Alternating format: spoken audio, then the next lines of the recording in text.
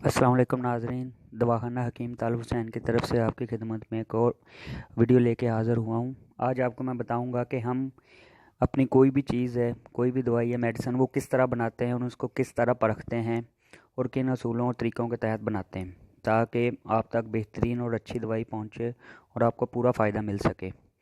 आज मैं आपको बताऊँगा कि हम मैदे की एक दवाई बनाते हैं। मैदे का अल्सर, मैदे में ज़ख़म होना, मैदे में चुभन होना, दर्द होना खाना खाने के बाद, ख़ासकर तेज़ मिर्च मसालों से।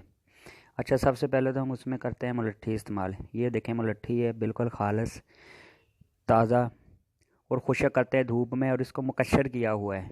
अब मुकश्शर वही शख्स कर सकता है जिसको हिकमत की थोड़ी बहुत समझ है। लोग हमसे नुस्खे पूछते हैं, तब उनको ये नहीं समझ आती कि मुकश्शर करना क्या होता है। इसको मुकश्शर करना लाजमी है। आप आम बाज़ार से आपको जो मिलेगी मुलट्ठी, वो बिल्कुल सादा सीधी डंडियों की शक्ल में मिलेगी। ये देखें, ये मुकश्शर की हुई है। इसी तरह अब आते हैं सौंफ की तरफ। ये हमारे पास सौंफ है। अच्छा, सौंफ को ऐसे नहीं इस्तेमाल करना, इसमें ऐसे नहीं पीसी जा सकती, ना ये सही से पिसेगी। सौंफ को अगर आपने ठीक से इस्तेमाल करना है तो फिर इसके लिए आपको बिरियाँ करना पड़ेगा। बिरियाँ करने का तरीका आगे आपको मैं इसी वीडियो में बता दूंगा कि बिरियाँ कैसे करते हैं। और इसी तरह ये हमारे पास हल्दी है, साबुत हल्दी। क्योंकि पिसी हुई हल्दी में ये ख़दशा होता है कि कहीं उसमें मिलावट वगैरह या मिट्टी वगैरह ना हो, इसलिए हम ये साबुत हल्दी लेते हैं ताकि हम अपने हाथों से खुद पीसें और इसमें किसी भी किस्म की मिलावट का कोई अंदेशा ना रहे। इसलिए हम ये इस्तेमाल करते हैं। अब देखें, सौंफ भी बिल्कुल खालिस है, साफ़ सुथरी है, इसमें किसी किस्म का कोई ज़र्रा नहीं है।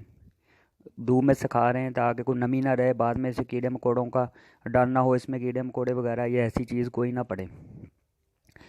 ये आपके सामने मुलट्ठी है, मुलट्ठी भी बिल्कुल खालिस हालत में है। अब आपको आगे मैं बताऊंगा कि हम सौंफ को कैसे बिरियाँ करेंगे।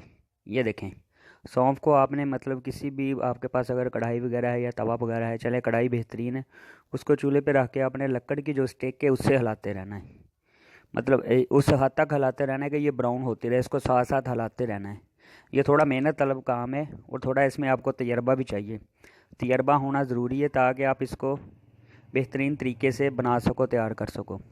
अब ये मैदे की सिर्फ एक मेडिसन है जिसको हम कहते हैं सूसी, हिकमत की ज़बान में अल्सर के लिए इस्तेमाल होती है।